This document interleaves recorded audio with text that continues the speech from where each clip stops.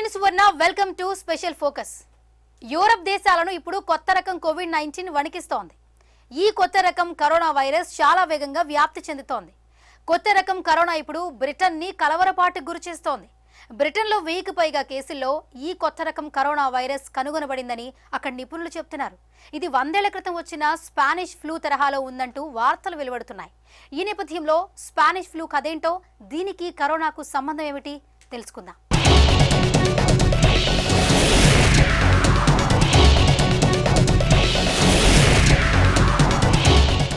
Britain పేరు చెబితేనే ప్రపంచం వణికిపోతోంది. ఆ దేశం నుంచి విమానాల రాకపోకలపై దేశాలు నిషేధం విధిస్తున్నాయి. బ్రిటన్ సరిహద్దులను పొరుగు దేశాలు మూసేశాయి. కోవిడ్ వైరస్ కొత్త రకం స్ట్రెయిన్ బ్రిటన్లో విస్తరించడంతో ఇది ప్రధాన కారణంగా మారింది. బ్రిటన్లో 100 ఏళ్ల క్రిందట కోరలు చాచిన స్పానిష్ ఫ్లూను ఈ సందర్భంగా చరిత్రకారులు, శాస్త్రవేత్తలు గుర్తు చేసుకుంటున్నారు.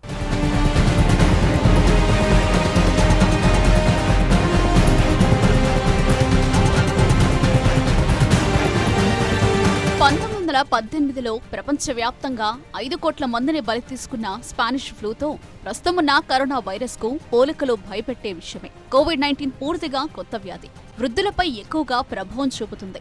స్పానిష్ ఫ్లూ ఎక్కువగా 20 నుంచి 30 ఏళ్ల మధ్య వయసులో ఉన్న వాళ్లకు వచ్చింది. ఆ వయసు వాళ్లకు రోగ నిరోధక వ్యవస్థ బలంగా ఉంటుంది. కానీ ఇన్ఫెక్షన్ వ్యాప్తి కట్టడికి ప్రభుత్వాలు, వ్యక్తులు తీసుకున్న చర్యల విషయంలో స్పానిష్ ఫ్లూ, కరోనా వైరస్ల మధ్య సారూప్యతలు కనిపిస్తున్నాయి. కరోనా వైరస్ వ్యాప్తిని అరికట్టే ప్రణాళికల రూపకల్పన కోసం public health England Spanish flu వ్యాప్తిపై అధ్యయనం చేసింది. స్పానిష్ ఫ్లూ మొదటి విడత కన్నా రెండో విడత వ్యాపించినప్పుడు ఎక్కువ మందిని బలి తీసుకుందని గుర్తించింది. స్పానిష్ ఫ్లూ కారణంగా తొలి మరణం నమోదైనప్పటికీ బ్రిటన్ ఇంకా యుద్ధంలో ఉంది. మిగతా దేశాల్లాగే బ్రిటిష్ ప్రభుత్వం కూడా దాని హడావిడిలో అదుంది. ఫ్లూ మరణాల నివారణ కన్నా అప్పుడు యుద్ధ చర్యలకే ఎక్కువ ప్రాధాన్యం ఇచ్చినట్లు కనబడుతోంది. సేనల తరలింపు సమయంలో ఆయుధ సంబంధిత ఫ్యాక్టరీల్లో, బస్సుల్లో, రైళ్లలో ఫ్లూ కార్చిచ్చులా వ్యాపించినట్లు 1919లో రాయల్ సొసైటీ ఆఫ్ మెడిసిన్ కు సర్ ఆర్థర్ ఇచ్చిన నివేదికలో పేర్కొన్నారు.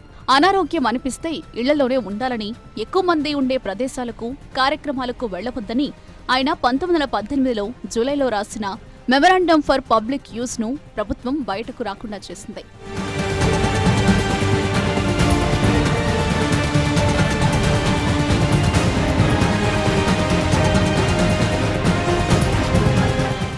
ఆ నిబంధనలు పాటించి ఉంటే ఎన్నో ప్రాణాలను కాపాడి ఉండేవాళ్లమని సర్ ఆర్థర్ అభిప్రాయపడ్డారు. 1918లో ఇన్ఫ్లుయెన్జాకు చికిత్సలేవీ లేవు. నిమోనియా లాంటి వాటిని నయం చేసేందుకు యాంటీబయోటిక్స్ కూడా లేవు. ఆసుపత్రులు చాలా తొందరగానే నిండిపోయాయి.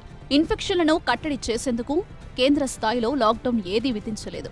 అయితే థియేటర్లు, డాన్స్ హాళ్లు, చర్చిలు మూతపడ్డాయి. కొన్నైతే నెలల పాటు తెరుచుకోలేదు. యుద్ధపరమైన ఆంక్షలతో నడుస్తున్న పబ్లు అలాగే కొనసాగాయి. యుద్ధం వల్ల ఫుట్బాల్ లీగ్, FA కప్ వాయిదా పడ్డాయి. మిగతా మ్యాచ్లను ఆపలేదు. జనాలను తగ్గించే చర్యలు కూడా తీసుకోలేదు. ఫ్లూ ఉన్న సమయంలో మహిళల ఫుట్బాల్ కొనసాగింది. చాలా మంది జనం హాజరయ్యారు. ప్రస్తుతంలాగే అప్పుడు కూడా బోలెడు తప్పుడు వార్తలు, కుట్ర సిద్ధాంతాలు ప్రచారమయ్యాయి. ఆరోగ్యకరమైన జీవన శైలి ప్రాధాన్యతను జనం పెద్దగా పట్టించుకోలేదు. సిగరెట్లు ఇన్ఫెక్షన్లను నిరోధిస్తాయన్న అపోహతో కొన్ని ఫ్యాక్టరీల్లో స్మోకింగ్ పై ఆంక్షలు తొలగించారు. తుమ్ములు, దగ్గుల ద్వారా వ్యాధి ఒకరి నుంచి ఇంకొకరికి అంటుకుంటుందని ప్రభుత్వం ప్రచారం చేసింది.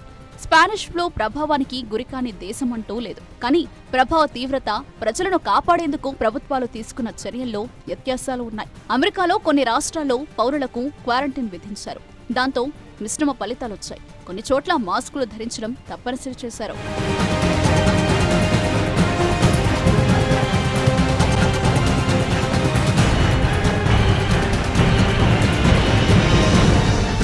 దేశవ్యాప్తంగా సినిమా హాళ్లు, థియేటర్లు, వినోద ప్రదేశాలు మూతపడ్డాయి. ఇన్ఫెక్షన్ సోకకుండా హెయిర్ సెలూన్లలోనూ జాగ్రత్తలు పాటించారు. మిగతా నగరాలతో పోల్చితే న్యూయార్క్ పరిస్థితి మెరుగ్గా ఉంది. అప్పటికి 20 ఏళ్ల పాటు క్షయవ్యాధికి వ్యతిరేకంగా కార్యక్రమం చేపట్టిన అనుభవం ఆ నగరానికి ఉండడం వల్ల అక్కడ మరణాల రేటు తక్కువగా నమోదైంది. అయితే థియేటర్లు, వినోద ప్రదేశాలు, వ్యాపారాలు నడుపుకొనివ్వాలని వాటి యజమానులు నగర ఆరోగ్య కమిషనర్పై ఒత్తిడి తెచ్చారు. ఇప్పటిలాగే అప్పుడు తాజా గాలి ఇన్ఫెక్షన్లను అరికడుతుందని నమ్మారు. అందుకోసం వాళ్లు కొన్ని కొత్త రకం పద్ధతులు అనుసరించారు. అమెరికా నగరాల్లో ముఖ్యంగా ఆరాధనా ప్రదేశాల్లో జనాన్ని పోగవ్వకుండా చూడడం అసాధ్యమని అప్పుడు తెలిసి వచ్చింది. ఆ మహమ్మారి వ్యాప్తి ముగింపు దశకు వచ్చేసరికి బ్రిటన్లో 2.28 లక్షల మంది బలయ్యారు. దేశ జనాభాలో దాదాపు పావువంతు మందిని ఆ ఇన్ఫెక్షన్ పీడించినట్లు అంచనాలున్నాయి.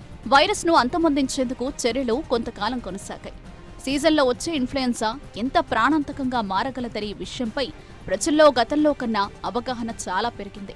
మొదటి ప్రపంచ యుద్ధం ముగిసిన కాలమది. యూరప్ నుంచి సైనికులు వారి వారి దేశాలకు పయనమవుతున్నారు. లండన్కు 190 మైళ్ల దూరంలో ఉన్న పోర్ట్ సిటీ ప్లైమౌత్ నుంచి సైనిక నౌకలు బయలుదేరాయి.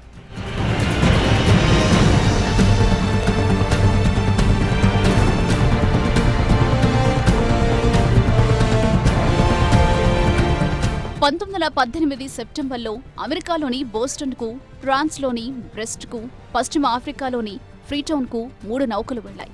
ఇక్కడి నుంచి వెళ్లిన సైనికులు ఒక్కసారిగా తీవ్ర అనారోగ్యం పాలై మృత్యువాత పడ్డారు.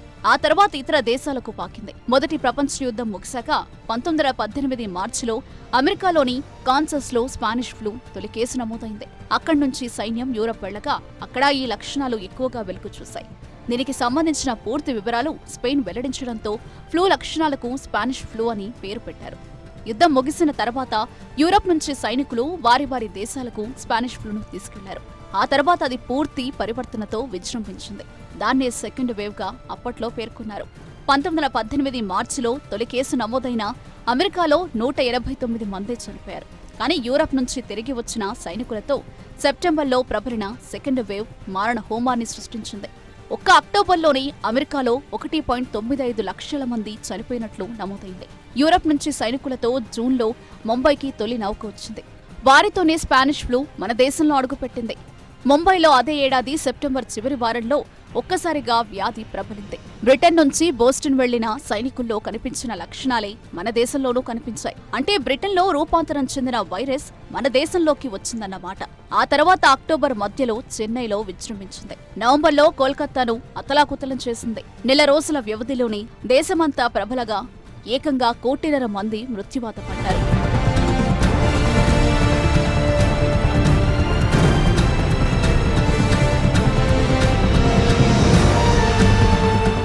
బ్రిటన్ను మరో కొత్త కరోనా స్ట్రెయిన్ భయపెడుతోంది. దక్షిణాఫ్రికా నుంచి వచ్చిన వారిని కాంటాక్ట్ అయిన ఇద్దరిలో మరో కొత్త రకం వైరస్ ను గుర్తించారు. బ్రిటన్లో వ్యాపించిన కొత్త స్ట్రెయిన్ కంటే ఇది మరింత వేగంగా వ్యాపిస్తుందని అనుమానిస్తున్నారు. మరింత అప్రమత్తంగా ఉండాలని బ్రిటన్ హెల్త్ సెక్రటరీ హెచ్చరించారు. మరిన్ని ఆంక్షలు విధించక తప్పదని బ్రిటన్ సంకేతాలిచ్చింది. ఇప్పటికే దక్షిణాఫ్రికాను ఈ కొత్త స్ట్రెయిన్ గడగడలాడిస్తోంది.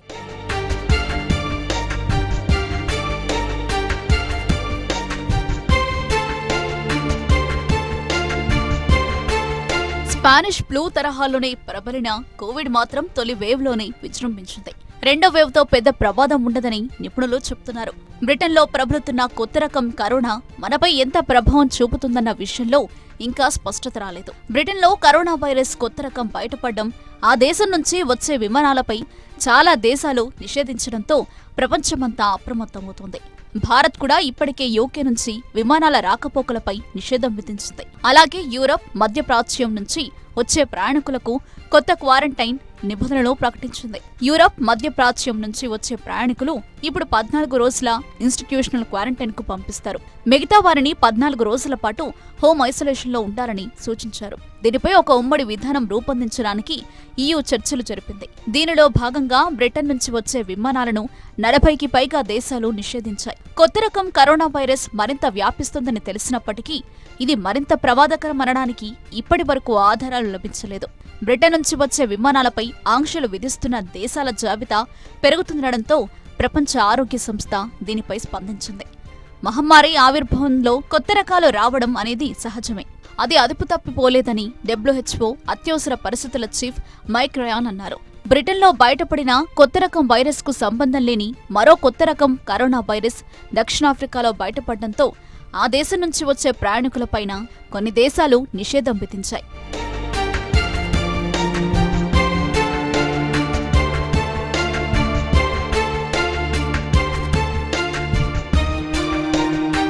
కొత్త రకం రకం వైరస్ వ్యాపించకుండా అడ్డుకునే ప్రయత్నంలో భాగంగా ప్రపంచవ్యాప్తంగా చాలా దేశాలు బ్రిటన్ నుంచి వచ్చే విమానాలపై నిషేధం విధించాయి. బ్రిటన్ నుంచి వచ్చే ప్రయాణికులు, సరుకులను ఫ్రాన్స్ నిషేధించింది. దీంతో దక్షిణ బ్రిటన్లో కీలకమైన రేవు డోవర్లో అంతరాయం ఏర్పడింది.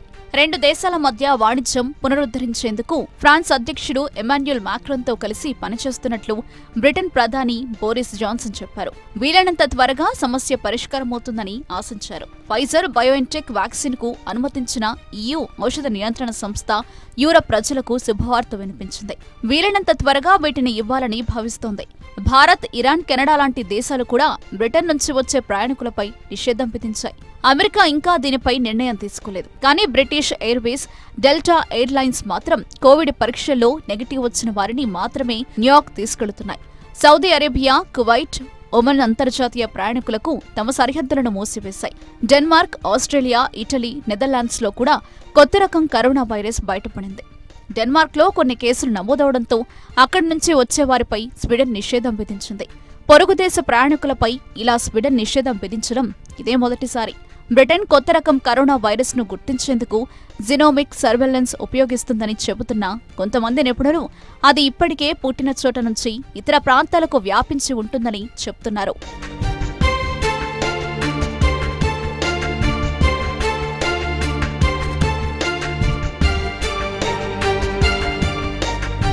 బ్రిటన్ స్ట్రెయిన్ 70% అధికంగా వ్యాపిస్తుంటే ఇది అంతకంటే వేగంగా వ్యాపిస్తున్నట్టు గుర్తించారు. కొన్ని వారాల్లో దక్షిణాఫ్రికా నుంచి బ్రిటన్ కు వేలాది మంది ప్రయాణించారు. వారిలో ఇంకెంతమంది కొత్త స్ట్రెయిన్ ను స్ప్రెడ్ చేశారోనన్న అనుమానాలు వ్యక్తమవుతున్నాయి. కొత్త స్ట్రెయిన్ తో బ్రిటన్ ప్రజలు కష్టాల్లో ఉన్నారు. ఇతర దేశాల నుంచి రాకపోకలు నిలిచిపోవడంతో నిత్యావసరాలకు ఇక్కట్లు పడుతున్నారు. సూపర్ మార్కెట్లలో నిత్యావసరాలు కూడా ఖాళీ అయిపోతున్నాయి. మరో లాక్డౌన్ భయంతో అవసరానికి మించి సరుకులను ప్రజలు కొనేసుకుంటున్నారు. దక్షిణాఫ్రికాలో కేసులు పెరుగుదలకు కారణమని అనుమానిస్తున్న కరోనా వైరస్ అత్యంత సంబంధిత కొత్త వేరియంట్ యూకేలో బయటపడిందని వైద్య కార్యదర్శి మ్యాట్ హాకాక్ చెప్పారు. 501.B2 అని వేరియంట్ చిన్నవారిలో ఎక్కువగా వ్యాపిస్తుందని ఆరోగ్య అధికారులు భావిస్తున్నారు. దక్షిణాఫ్రికా వేరియంట్ వైరస్ అధిక వైరల్ లోడ్ కలిగి ఉందని చెప్తున్నారు. ఫలితంగా ఒక వ్యక్తి నుండి మరో వ్యక్తికి మరింత సులభంగా వ్యాపించగలదని హెచ్చరిస్తున్నారు. దక్షిణాఫ్రికాలో ఇటీవల అంటువ్యాధుల పెరుగుదలకు ఈ వేరియంట్ కొంతవరకు కారణమని భావిస్తున్నారు. అయితే రెండు వైరస్లు విడివిడిగా అభివృద్ధి చెందాయి. ఈ కొత్త వేరియంట్ వైరస్ యూకేలో బయటపడిన కొత్త స్ట్రెయిన్ జాతికి చాలా భిన్నమైనదిగా పరిశోధకులు కనుగొన్నారు. ఈ రెండు వైరస్లు అత్యంత వేగంగా వ్యాప్తి చేయగలవని హెచ్చరిస్తున్నారు.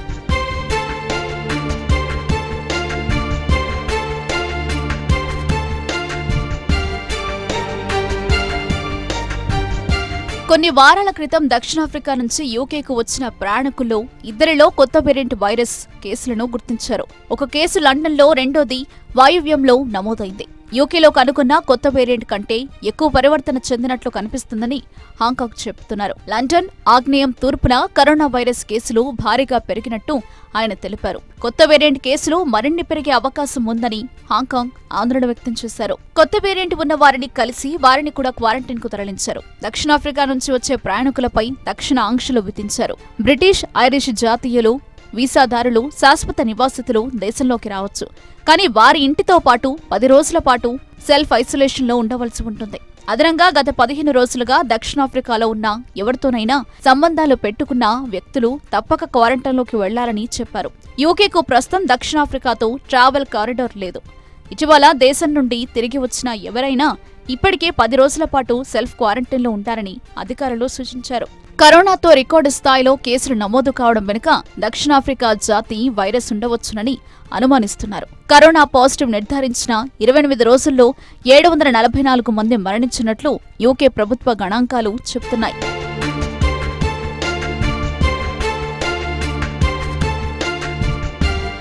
బ్రిటన్లో కరోనాను మించిన ఓ కొత్త వైరస్ చెలరేగిపోతోంది. దీంతో ఆ దేశంలో లాక్డౌన్ విధించారు. ఇప్పుడు ప్రపంచ దేశాలన్నీ బ్రిటన్ నుంచి విమానాల రాకపోకలను నిలిపివేస్తున్నాయి. కరోనా వైరస్ కారణంగా మొదట్లో ప్రపంచవ్యాప్తంగా ఎలాంటి భయ పరిస్థితులు ఉండేవో అలాంటి పరిస్థితులు ఇప్పుడు మళ్లీ ఏర్పడుతున్నాయి. క్రిస్మస్ వేళ మళ్లీ లాక్డౌన్ విధించాల్సిన పరిస్థితులపై ప్రజలు తీవ్ర వేదనకు గురవుతున్నారు.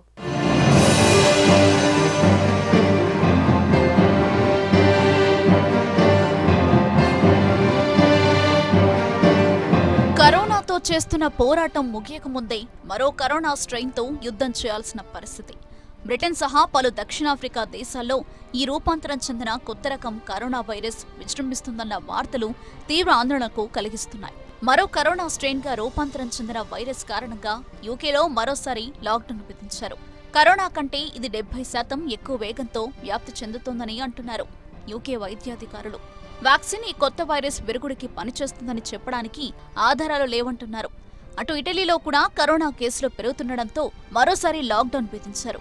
క్రిస్మస్ నేపథ్యంలో ప్రజలు గుమ్మికూడే అవకాశం ఎక్కువగా ఉండడంతో ఈ నెల 24 నుంచి జనవరి 6 వరకు నిషేధాజ్ఞలు అమలు చేస్తున్నట్టు ప్రకటించారు. జర్మనీ, నెదర్లాండ్లలో కూడా రెండోసారి లాక్డౌన్ అమల్లోకొచ్చేసింది. కరోనా లాగే రూపాంతరం చెందిన ఈ కరోనా స్ట్రెయిన్ వైరస్ కూడా ఇన్ఫ్లుయెన్జా రకానికి చెందినదే. ఇది మ్యూటేటెడ్ వైరస్ అని, శరీర కణజాలాన్ని 2 లేదా అంతకంటే ఎక్కువ వైరస్లు అటాక్ చేసినప్పుడు ఇది ఉత్పరివర్తనం చెందుతుందని, అత్యంత ప్రమాదకారి అని శాస్త్రవేత్తలు చెబుతున్నారు.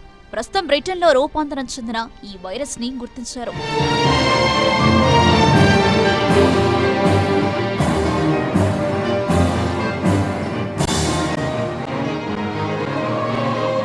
బ్రిటన్లో కరోనా లక్షణాలతో ఆసుపత్రుల్లో చేరుతున్న వారిలో 60% మందికి కరోనాతో పాటు మ్యూటేటెడ్ కరోనా వైరస్ స్ట్రెయిన్ ఉన్నట్లు గుర్తించారని తెలుస్తోంది. దీంతో బ్రిటన్తో బాహ్య ప్రపంచానికి సంబంధాలు తెగిపోయే ప్రమాదం ఏర్పడింది. నెదర్లాండ్, బెల్జియం దేశాలు బ్రిటన్ నుంచి వచ్చే విమానాలపై నిషేధం విధించాయి. ఆ 2 దేశాల నుంచి కూడా బ్రిటన్కి రవాణా సౌకర్యం పూర్తిగా స్తంభించిపోయింది. బ్రిటన్, దక్షిణాఫ్రికా దేశాల నుంచి వచ్చే విమానాలపై జర్మనీ నిషేధం విధించే దిశగా నిర్ణయం తీసుకుంది. ప్రస్తుతానికి బ్రిటన్, దక్షిణాఫ్రికా దేశాల్లో మాత్రమే ఈ మ్యూటేటెడ్ కరోనా వైరస్ స్ట్రెయిన్ జాడ బయటపడింది. ఈ కొత్త రకం అత్యంత వేగంగా వ్యాప్తి చెందుతుండటంతో లాక్డౌన్ ని ఆశ్రయించారు. కరోనాలోకి కొత్త రకం వైరస్ మూలాలు తెలియడం లేదని ప్రభుత్వం వెల్లడించింది.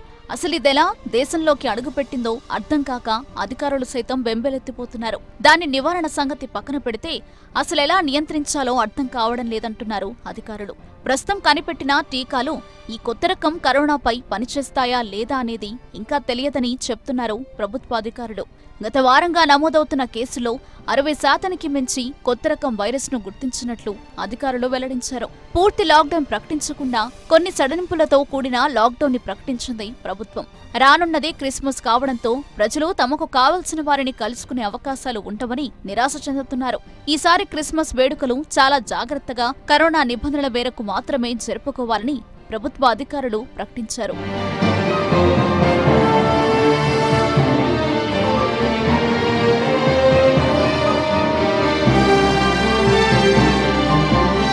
కొత్త రకం స్ట్రెయిన్ చాలా త్వరగా వ్యాప్తి చెందుతున్న మాట నిజమే కానీ కరోనా కంటే ప్రమాదమా, ప్రాణాంతకమా అనే దానికి ఇంకా ఎటువంటి రుజువులు లేవని ప్రభుత్వ అధికారులు ప్రకటన విడుదల చేశారు. ఈ దిశగా శాస్త్రవేత్తలు పరిశోధనలు సాగిస్తున్నారని, తొందరలోనే అవగాహన లభిస్తుందని, అప్పటి వరకు ప్రజలు అప్రమత్తంగా ఉంటూ నిబంధనలు ఉల్లంఘించకుండా వ్యాధి వ్యాప్తిని అరికట్టాలని అధికారులు ప్రజలను కోరారు. లండన్తో పాటు దక్షిణ ఇంగ్లాండ్లో లాక్డౌన్ విధిస్తున్నట్టు ప్రభుత్వం ప్రకటించింది. కరోనా వైరస్ కారణంగా ఈసారి క్రిస్మస్ ను ఓ ప్రణాళిక ప్రకారం నిర్వహించుకోలేకపోతున్నామని ఆయన ఆవేదన వ్యక్తం చేశారు. కాగా యూకేలో కరోనా వ్యాక్సిన్ పంపిణీ జోరుగా సాగుతోంది. మొదటి వారంలోనే దాదాపు 1.37 లక్షల మందికి తొలి డోసు టీకాను పంపిణీ చేశారు. బ్రిటన్లో కరోనా వైరస్ మళ్లీ విజృంభిస్తుండటంతో దేశవ్యాప్తంగా పలు నూతన ఆంక్షలను విధిస్తున్నట్టు అక్కడి ప్రభుత్వం ప్రకటించింది. పలు ముఖ్యమైన నిబంధనలను అమలు చేస్తున్నట్టు ప్రకటించింది. ప్రస్తుతం ఇంగ్లాండ్లోని ఉత్తర ప్రాంతాల్లో కఠినమైన లాక్డౌన్ అమలవుతోంది.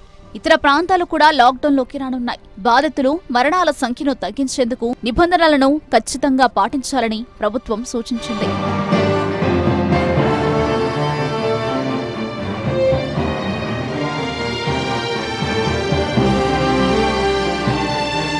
ఇంగ్లాండ్ వ్యాప్తంగా ఉన్న బార్లు, పబ్స్, రెస్టారెంట్లను రాత్రి 10 గంటలకే మూసివేయాలని ఆదేశాలిచ్చినట్టు కేబినెట్ ఆఫీస్ మంత్రి మైకేల్ గోవ్ తెలిపారు. ఇంటి నుండి పని కంటిన్యూ చేయమని ప్రోత్సహిస్తున్నామని తెలిపారు.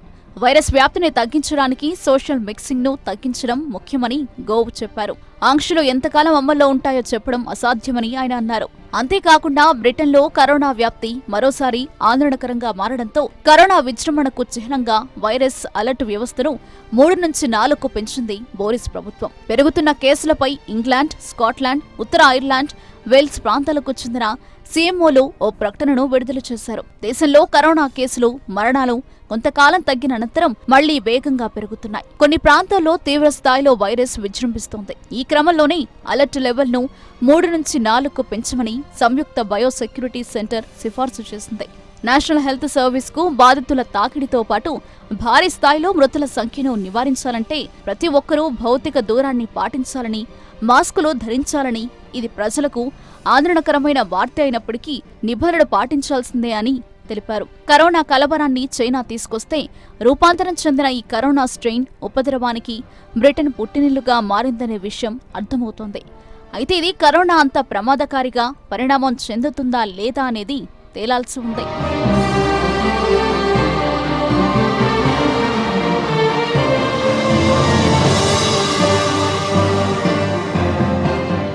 బ్రిటన్, దక్షిణాఫ్రికా దేశాల్లో కొత్త రకం వైరస్ కారణంగా బ్రిటన్లో ఇప్పటికే మరోసారి లాక్డౌన్ విధించారు.